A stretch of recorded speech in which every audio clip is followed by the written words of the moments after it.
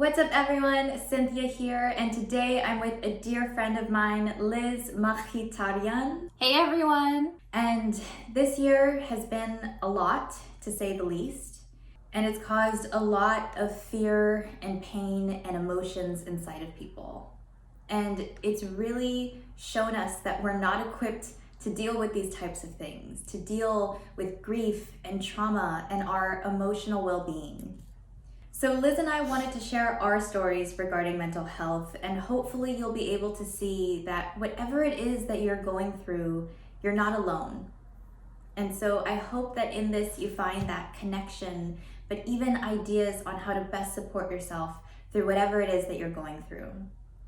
But before we get started and before we get into all of that, Liz, would you like to share just a little bit about yourself? Sure. So my name is Liz. Cynthia, you did an amazing job pronouncing my last name. So much practice. Thank you for that. So much practice. I appreciate it. Not many people practice it, so you did good. Yeah, a little bit about myself. So I'm an Armenian American. My parents immigrated to California from the Soviet Union. I feel like I start there because as a child of immigrants, we inherit a lot of stories just starting off from that point. I'm a writer. I feel a lot of feelings, so I think this is right in my wheelhouse of talking about mental health because of it. And I'm also a recruiter, so I do talent sourcing for startups, mostly creative work, which I love. And yeah, that's how I met Cynthia, actually. Yes, we met in a very, very interesting way. Yeah. Also recording a video, so full circle. We met recording a video. We are now recording another video, but together this time. Yeah. So it's a beautiful end to our love story. Yes. I think where we want to start off is really just talking about what happened mentally and emotionally, at least to you, during the year of 2020. Yeah, I think for me, I have to start a little bit earlier. So I would say the year of 2019. It's not that much earlier. But in December of 2019, the company I was working for had a big round of layoffs. So I think a lot of us have experienced job loss this year, especially.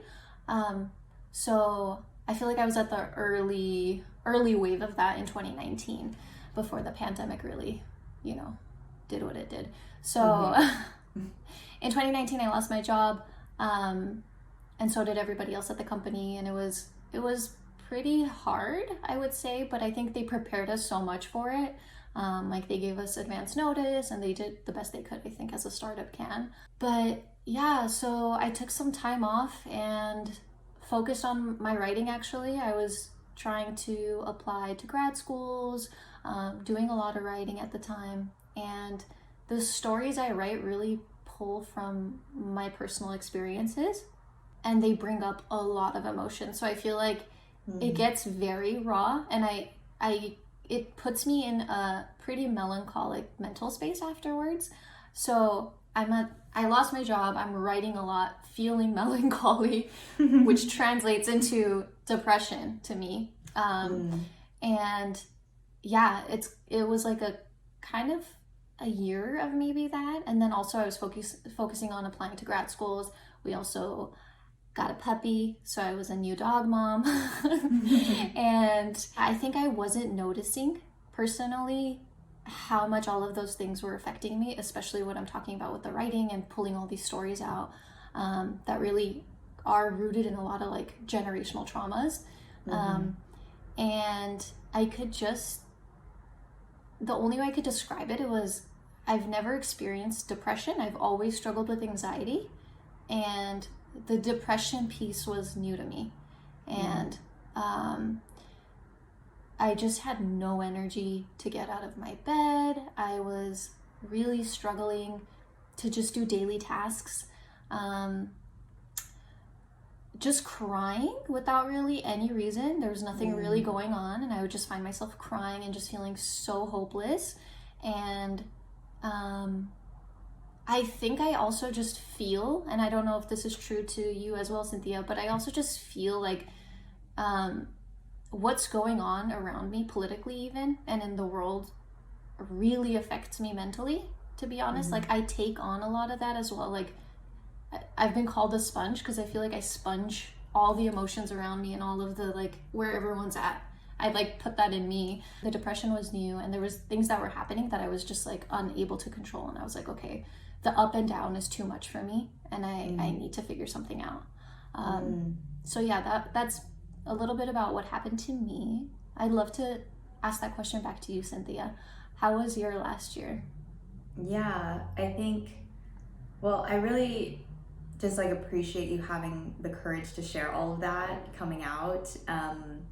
You know, for me, I also got laid off, and so that's something that we have in common. I think it's something that a lot of people have in common this year specifically. And I feel like getting laid off is also traumatic in itself, you know? There's a lot of like grief that comes with losing a job. For me, I got laid off in April of 2020, and my background is in career coaching and talent development, and I had actually been coaching people on how to get a job during a pandemic. That's what I was working on. That's all I knew, all of the, you know, so-called tips and tricks in the curriculum. And when I got laid off myself, all of that went out of my head. Yeah. Because it was so traumatic. It was, I cried for like an entire day. Yeah. And I didn't even know what the first step to make was, because it impacted me so much emotionally that I had forgotten all of the knowledge that I knew and that I even teach people how to do, and that I've helped people get throughout this time. And it knocked the wind out of me for a few days before I was able to get back to it and say, okay, what's, you know, what step 1, 2, and 3, and how do we get moving? And so that was really interesting for me to see, is that the fact that you can be, and you can have an expert level of knowledge in anything, but when something impacts you, whether it's a traumatic situation or you're going through something, you can absolutely forget any of your training. And that was the most shocking part to me. But in terms of, you know, anxiety and depression, I got my first anxiety attack when I was 16. So I'm pretty familiar with anxiety as well. And initially, you know, I would have pills that would help me when I had anxiety attacks, but eventually I actually ended up going off of it and figuring out how to deal with my inner turmoil myself and how to mentally get over that.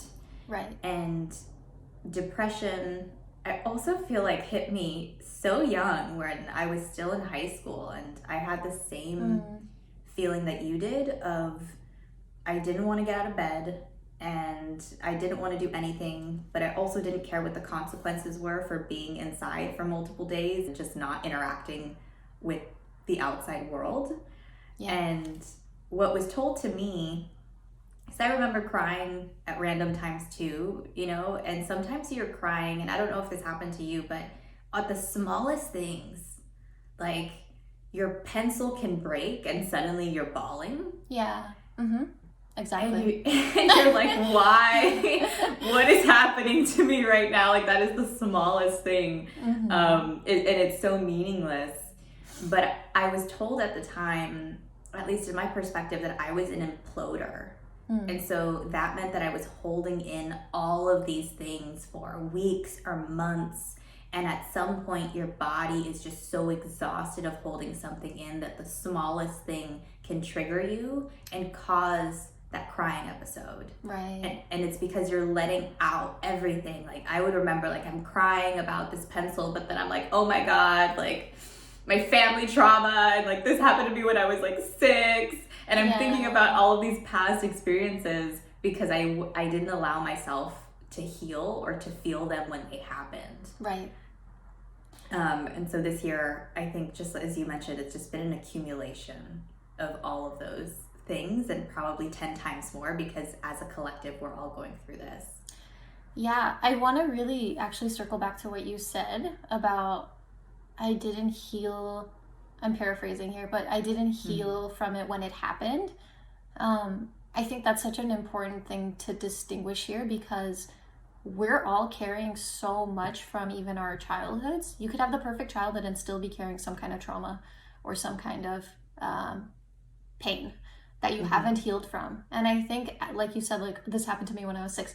We did the best we could as children. Like we're carrying stuff we couldn't heal from at the time. So yeah, like the things that are triggering us now bring us back to those places that we haven't healed from. And also we didn't have resources. Maybe we didn't have the capacity as children or teenagers to deal with things.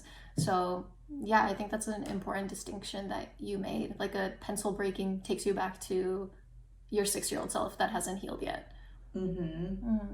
And what did you do when you figured out that you were feeling this way? So you were having, you know, all of these episodes and you were feeling really depressed. So what was the pathway that you found, you know, to start working on yourself and really to start uncovering what's wrong?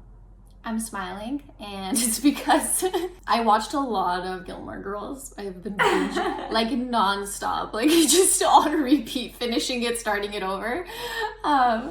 So I think, jokes aside, this feeling of being even like trapped inside because we're quarantined. I'm such a homebody, but I started like feeling very trapped. And my husband and I were like, let's start like buying camping gear and like maybe like we can go camping, we can go into nature. And I find nature to be very calming for me, like going on walks and things like that. And we kept trying to just go to a park, and it was so difficult for some reason. And I think the reason is when you're struggling with anxiety and depression, the normal tasks at hand, like going to the park, is so hard. And I would have breakdowns and cry and just be defeated before we even tried anything. And at one point my husband like turned to me and said, like, you're so up and down and it's so hard to know like what's gonna happen next, and it's really scary for me because it's like unpredictable. And that was a eye-opener to me, because I've grown up in that environment where you don't know what you're gonna get from someone. And I was just like, I need to like figure this out. Like this is too much. Even just hearing those words like really were the turning point for me. And I think he had a hard time saying it because he's also so gentle and kind, and it was like really hard for him to say that to me as well. And I think that was my turning point, and I was like, I need to get health insurance, and I need to get help with that health insurance. So that's a whole different topic if we can deep dive into health insurance. But yeah, so that led me to really aggressively job hunt and like, figure that out. And did you know that you wanted to go to a therapist, or did you know what type of support you needed, or was that also something that you had to figure out? You're like, I feel that something is off with inside of me, but I also don't know where to go or where to turn. Or did you already know that therapy is the place that you needed to be? I think it's a mix of both for me. So I've been in therapy before, speaking to counselors and things like that, and it's helped in times of crisis for me. Like if I'm feeling really overwhelmed or something's really big going on in my life, I turn to my counselor and speak to them, and it like kind of eases me, but nothing deeper than that. So I knew I needed therapy. I felt like I don't know what the difference is. I think it's like a license difference, but counseling wasn't enough for me. And I didn't know exactly what kind of therapy. I am lucky enough to be surrounded by therapists and social workers. So I like asked all my friends and I was like, what do I need? And then they like explained all the different titles and what that means. Because it is kind of overwhelming. And then I knew I also wanted to go to a psychiatrist. I've been on medication before when I was in my early 20s. I'm 40 now. So It's been a while. Yeah. So like in my early 20s, I've tried medication before and it hasn't helped. It's actually caused a lot of like scarier things to happen because some side effects are horrible. So that was a bit of a thing that I was like, I want to try it again and see if we can find something. And you're going to both a therapist and a psychiatrist, or are you just going to the psychiatrist? I'm going to both. So Okay. I see my therapist once a week, and my psychiatrist is like monthly, or now I think it's even like bi-monthly. Okay, gotcha. So how did you find the right person for you, whether it's the psychiatrist or the therapist? Because I know that it can be really difficult to find the right match, right? Just any time you have a coach or someone that's helping you or guiding you, it's really about finding someone that fits for you, and that person may not fit for your friend or a family member. So how did you find people that really fit what you were looking for, just your personality? Yeah, that's a big question. And it is like dating when it comes to therapy. I would say you do want to find your match, you want to connect on a deeper level, and it's hard to tell. Like my sister's rule of thumb is give it 2 or 3 tries, not just the first, to see if they're a good match for you. But I'm also a spiritual person, so I prayed a lot to find the right people for me, because I was at the point where I was just like, I need it so badly. And actually, to circle back on the prayer thing, I was praying a lot last year. Like, I was just like, I need help and I don't know how to get it. So it was always on my mind, and I was praying for the right people as well for therapy and psychiatry. And the person I speak to now, I just found on my health insurance website. It was the first person that popped up, and this was after like weeks of me looking on Psychology Today, and I reached out, called her. She's like, hello. I felt like she wasn't expecting a call, so it was like funny.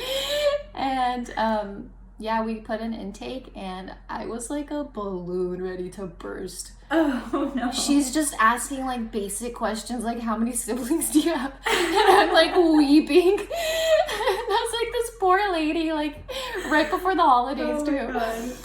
Yeah, so I was just like a balloon ready to burst, and she honestly is the perfect fit for me. I'm glad we're talking today, actually, because this week she had to reschedule because she wasn't feeling well. And I've been wondering, how much is it the medication that's helping me and how much is it the therapy? And missing our Thursday session, I felt it immediately. Like I was having so much more internal anxiety thoughts, like dialogue with myself. I was questioning my confidence at work. Just like the old habits came back pretty quickly, and I was like, wow, this structure of speaking to someone once a week, even if it's mindless conversations, affects me so much. Like we talk about podcasts sometimes, and I'm like, is this helping? Yes, it is helping. Yes, the random conversations. And we talk about how we have random conversations. Yeah. I think. I'm the common denominator for sure. I think they can be extremely healing as well, and I know that this isn't perfect for everyone. I know that everyone can't find the perfect therapist or the perfect psychiatrist on the first try. But I will say that I believe, at least me personally, like I believe that everything happens for a reason. But I think when your intention is in that right place of, I'm looking for this person that fits me, and let me open myself up to finding who that is and really allowing life to guide me there, is a good way to start, right? By being open with people. And I don't consider myself very religious anymore. My family is religious, but I really stopped associating myself with that a while ago.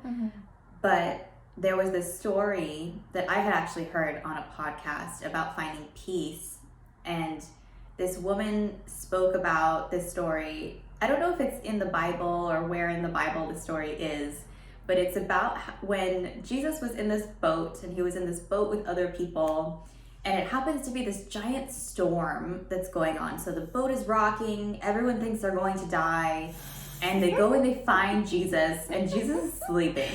Like he's sleeping in this boat. Yeah.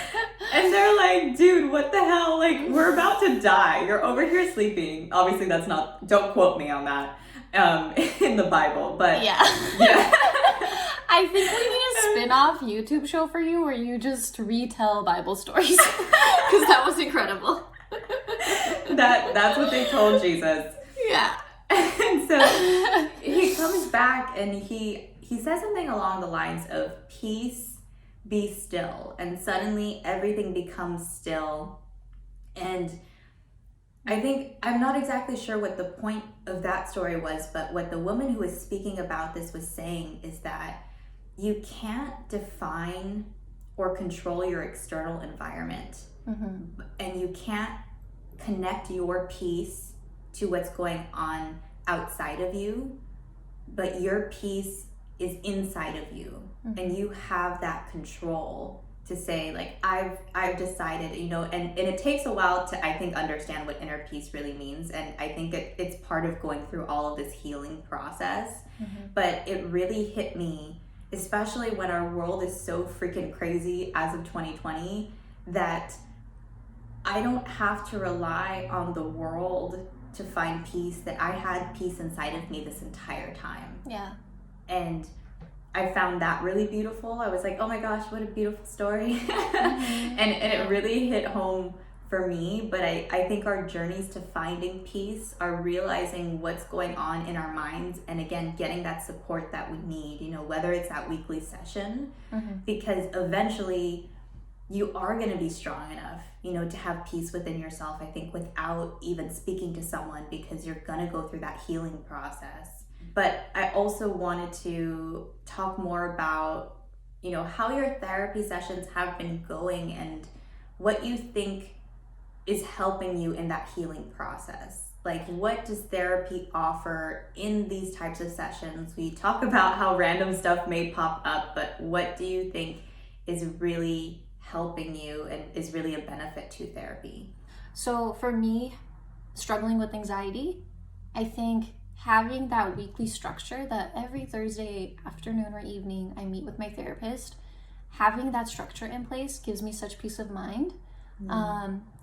So just the scheduling, starting off with scheduling, like that affects me, I think. Knowing I have this space once a week consistently to talk, and it's about me, and I get to like take up that space. The second piece of that I think that is important is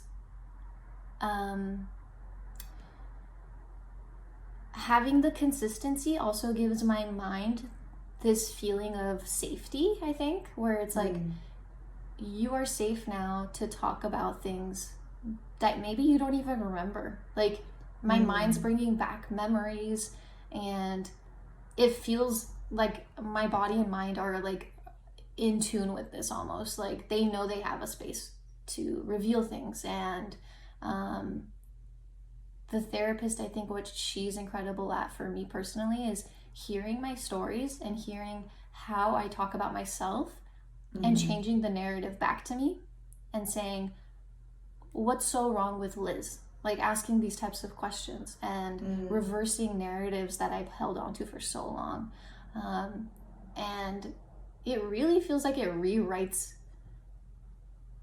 like my mind. That's such a weird thing to say, but it feels like it's like a rewriting of narratives, rewriting of memories, and taking away blame and like shame I'm holding on to, and reversing it and saying, no, this is what happened. Like, this is the story.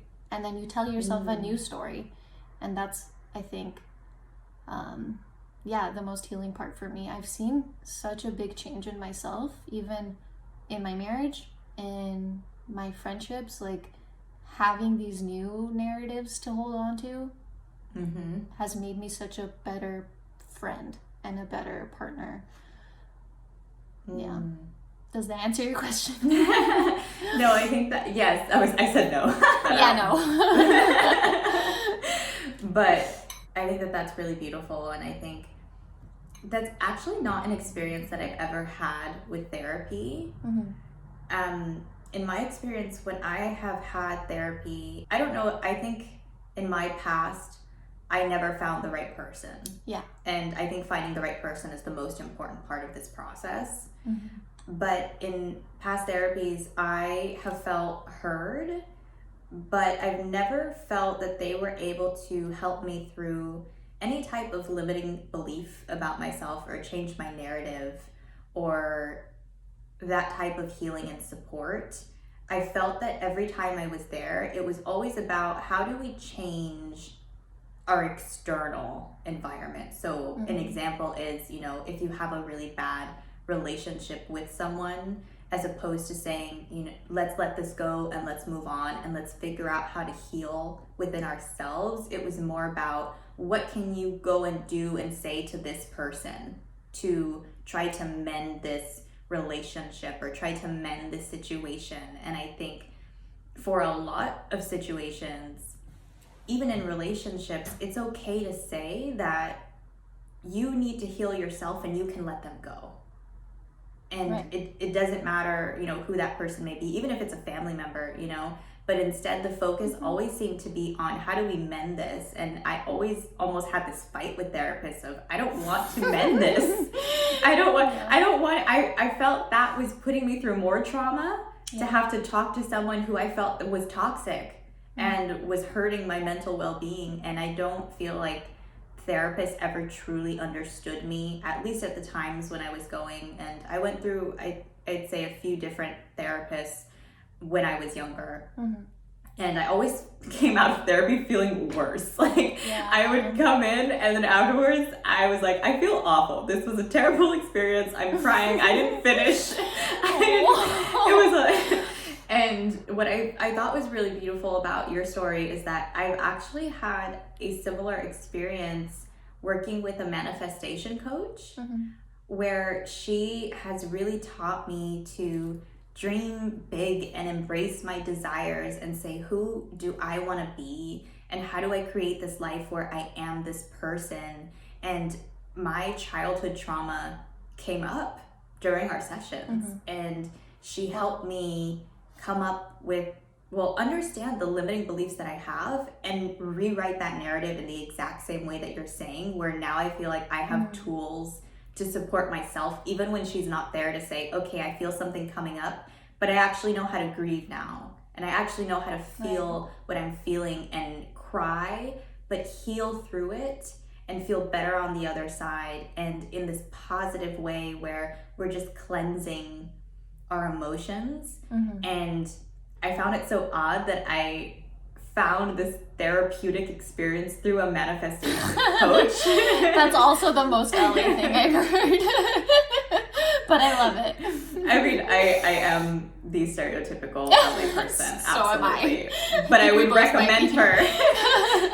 I would recommend her to anyone. But yeah, I found that very similar with our experiences, that, you know, not everyone may even like therapy if they end up finding the person that they like, but also I think it's good to know that there are different options, there are different types of coaches, there are life coaches, there are career coaches, you know, manifestation coaches, but so many different avenues and so many different types of people that people can find and utilize as resources, and it may come in a completely different way than, you know, therapy is. But I thought that was good to point out, you know? I'm so glad you said that, because I really do want to emphasize this. It's not a one-size-fits-all when it comes to mental health. And that's why I'm really trying to speak to my personal experience, because it's not going to be the same for everyone. It's, even between you and me, Cynthia, it's going to be different.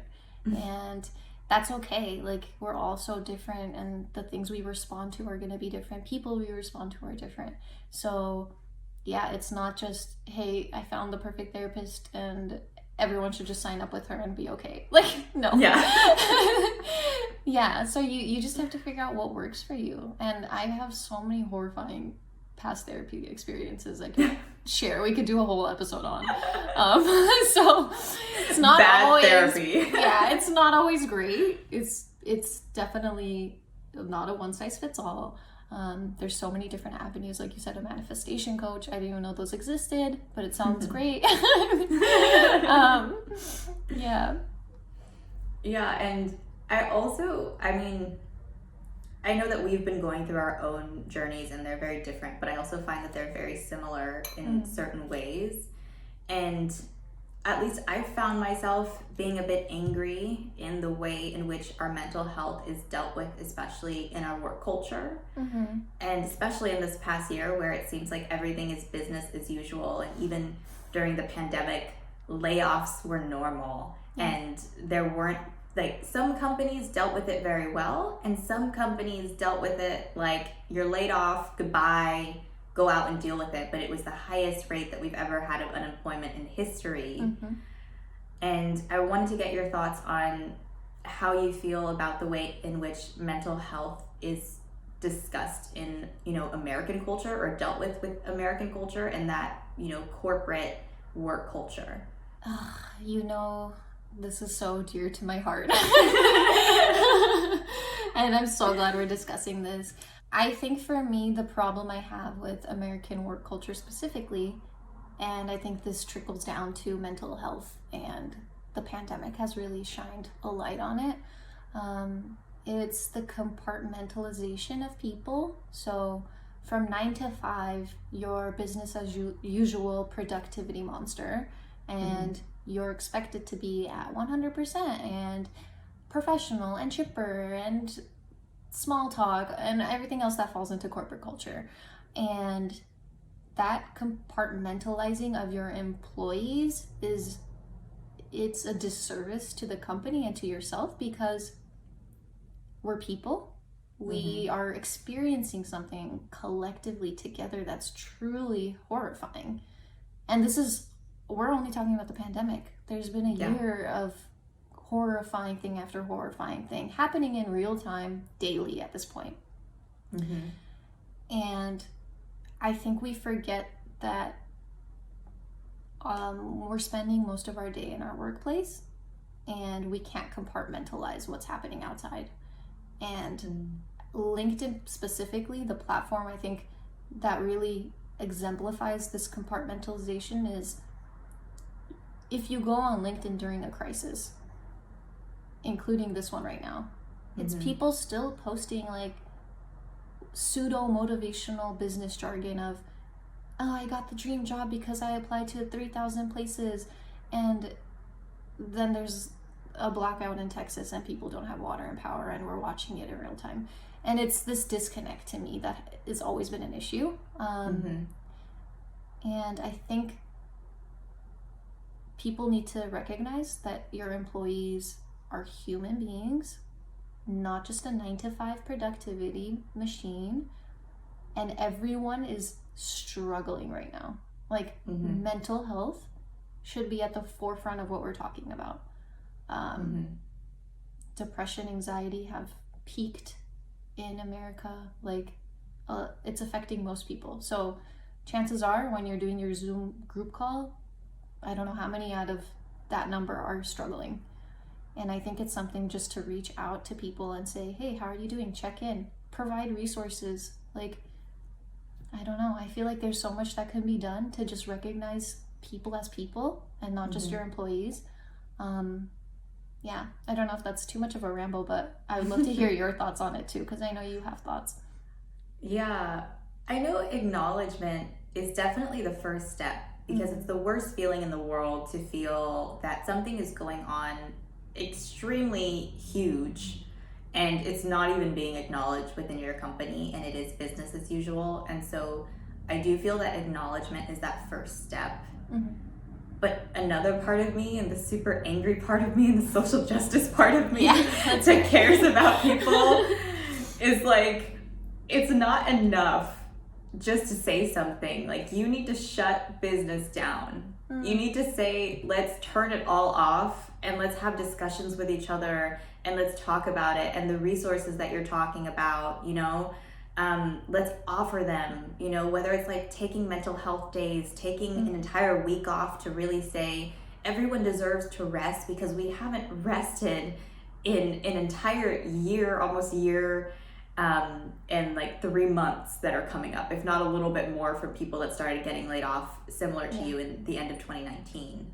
So we've had no rest. The time that you think that whether you're sleeping or you're taking weekends off, it's not really resting, because there's still so much going on in our lives or externally in the world that they are affecting us. And here, everything is always 24/7. We always need something from people. Businesses always need to be open, and we don't prioritize the person who's behind the business that has to run this and work through their own mental health issues. And it just, I don't know, it just like pisses me off. Yeah. I'm currently in an industry that is thriving.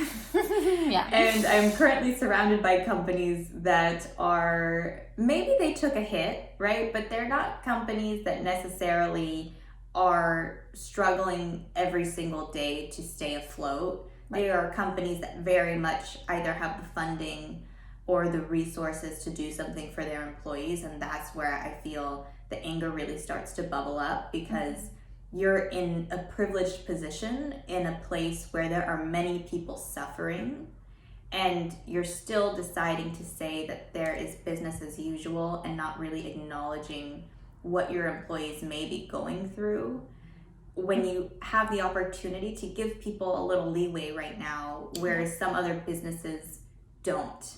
Yeah, I think you're 100% right. When you see it as there's an active choice being made not to invest in people, not to check in on people, I think that's where it becomes a really hard thing to look at and be comfortable with. What would you say, in a perfect world, that you would like to see in terms of how companies can address not even just mental health, but taking care of their employees in times of crisis, whether that crisis is external or internal? What are some benefits that you could see, or types of cultures that you could see being changed to help people deal with this a little bit more? As a licensed therapist, let me give you my expert advice. Yeah, let's just start off with that. I'm not, a professional in the field. I don't have all the answers. But for me personally, what I would like to see more of is when we are living through certain crises, like something big just happened, the Capitol was rioted. Discuss it. Acknowledge it in the workplace. Please don't try to think that we're all still working and not checking our phones nonstop. Normalize talking about horrible things that are happening in real time. Maybe this is too specific because I'm just thinking about current events, but acknowledge these things. You have a very diverse group of employees, I'm sure. They're all going through different things. So acknowledging, like we said several times now, and maybe creating the space for time to be taken off. Mental health days, like you mentioned. I think also pointing people to resources such as therapy and what's covered in the company insurance when it comes to mental health. What resources can we add onto it? Really making it clear. It's a hard thing to navigate already. Make it clear for your employees. Insurance is so confusing. Talk to them about it. I think, that's kind of maybe the extent of what I can think of right now. Do you have anything you would love in the perfect world? Yeah, I think it would be really important to normalize talking about mental health in general. Yeah.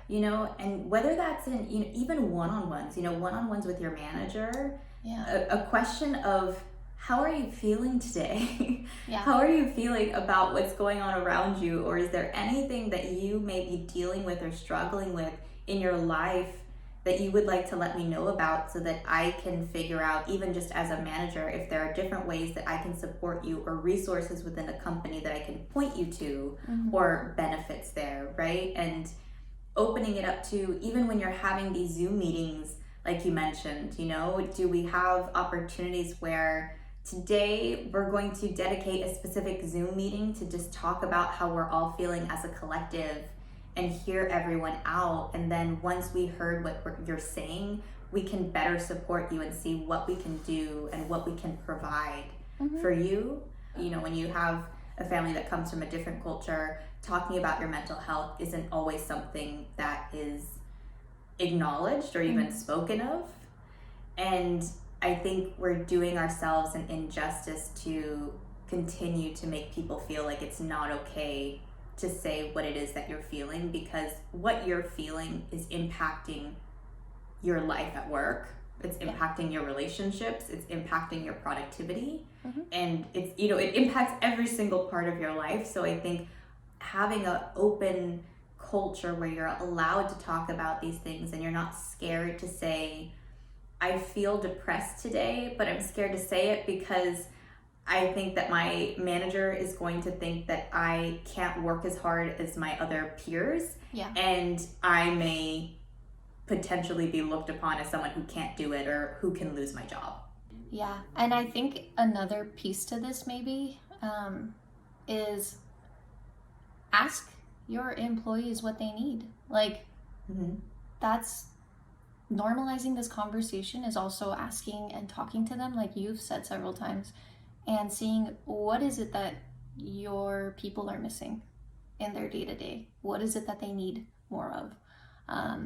Because everyone's answer might be different, but you also might start seeing a trend, and that's something you can address as a company.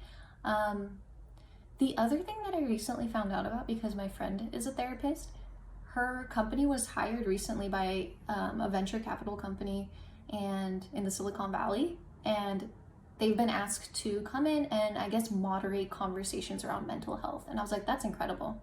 More companies should do that. You know, like, hire a professional to come in and moderate some conversations, check in on people. Like, how hard is that? It's not a super creative approach. It's very doable. You know, like, but it's effective. And I think another thing that had come up for us recently, with you and me at least, was that we realized that companies also have to have an opt-out for people. Right. That yes, it's amazing to acknowledge people, it's amazing to ask people how they're feeling and what's going on, but also opening it up to say, if this doesn't feel right for you, and if you prefer to not come to this meeting where we talk about all these things, or in your one-on-one, if you prefer not to share how you're feeling about this right now, that's okay too. You know, like, you are allowed to feel and grieve and go through your own processes and heal in any way that you want to, and we are only here to provide some options to make that easier for you. But if there's something that isn't working, having that open communication as well, and training your managers on saying, people don't have to show up to this, because you might end up bringing up some more trauma for them, or even triggering them in a way that's doing the opposite of what you're trying to do. Yeah, I'm so glad you brought that up. Opting out is key. Give people options. Yes, we're talking about checking in on people, but also I think part of that check-in is also meeting them where they're at. So if your company leads meditation groups every morning, make it optional. Maybe someone meditating will trigger trauma. Yeah, that's really important. I think, again, it kind of comes back to the idea that there's no one size fits all for mental health. We're all so different. Our needs are so different. And the only way we'll figure it out is through conversations, and giving options. So options of opting out and opting in. And do we have any final things that we would like to give people in terms of advice on an individual level of what else they can do if they feel that they're going through any internal struggle right now? I think check in on yourself today. If you're watching this video, take a moment and really assess, what have you been feeling for the last year, for the last 6 months, the last month, last week, today? Assess where your mind is at. And if you're not sure what next steps to take, reach out to a therapist if you can. They do free consultations most of the time. Find someone to talk to, and they can also help you figure out what steps need to be taken. I'm a huge advocate for medication. I wish everybody had access to it, but again, that's a whole different issue. But yeah, I think that would be my thing, is just check in on yourself. I think you know exactly where you're at, but maybe you haven't taken the second to really process it. So take today to sit with yourself, sit with your feelings, and decide, are these feelings I want to hold on to, or is there something I need to do? And my final tip that I will say, because I forgot about it earlier, but it just popped into my mind. Let's hear it. Set boundaries at work. If no one is going to set boundaries for you, set those boundaries yourself. A lot of people have PTO. A lot of people may have benefits that you don't feel that you're utilizing or you may be using. And sometimes I think company cultures have options, but they make you feel like you can't take them. Right. But no one is going to stop you when you put your foot down and you say, this is the time that I'm going to take for myself, and I'm going to use my PTO, or I'm going to use something here to help me, work on myself, but also be more productive for this company and be a better employee for you. But I think we've acknowledged that companies may not always support you in the best ways. So if worst comes to worst, set your boundaries yourself and really lay it down so that you can be able to support yourself with the resources that you have available. Piggybacking off that, we could keep going for an hour. Some of us are not working in places like our home environment might not be the easiest place to work from. Like if you have children, if you're homeschooling, there's a piece of chaos that's already involved in your space. So taking that time off is crucial for you.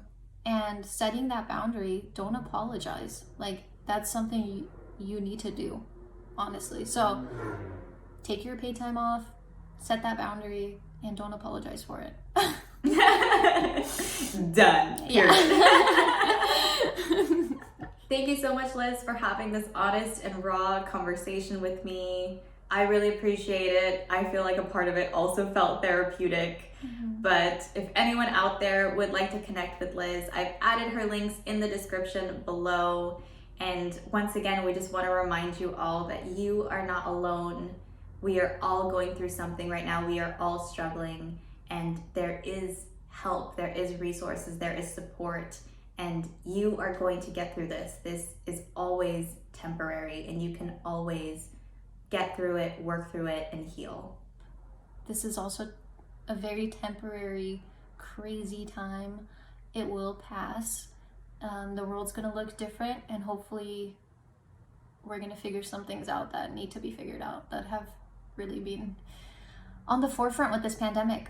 Thank you, Cynthia. This has been very therapeutic for me too, to be honest. I feel like we rambled way less than we usually do together, so that was good. Very good. Yeah, I'm proud of us. But yeah, I appreciate you putting this platform together for us to talk about things like this. It's really good. Yeah, absolutely. And thank you to all of you that are watching this video. We will see you all again very soon, and we hope to have more of these honest conversations.